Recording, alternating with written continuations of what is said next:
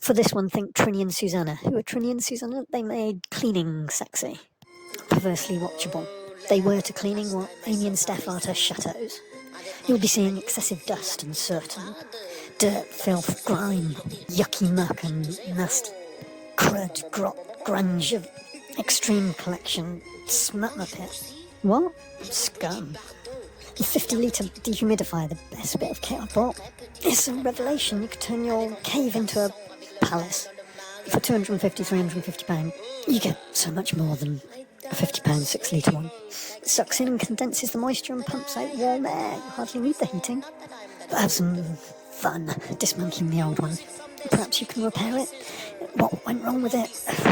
Hair got in through all the filters and wraps itself around the motor spindle for the fan.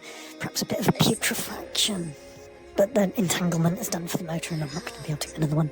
Recycle out. Easier said than done, but easy all the same. Plastic housing removed. There's the heat exchanger. There's the expansion vessel reservoir. What's that kink doing in that pipe? Electronic circuit board. Should probably recycle that properly. Meanwhile, the new expensive dehumidifier is dribbling out water from its permanent drain for want of a 50p stop end for a 6mm pipe.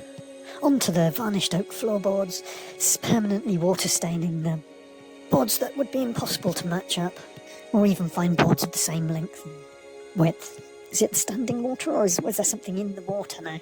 Extracted. Do I, in a controlled way, mop around the water staining and try and get it stained uniformly like a fade? £5 that floor cost me.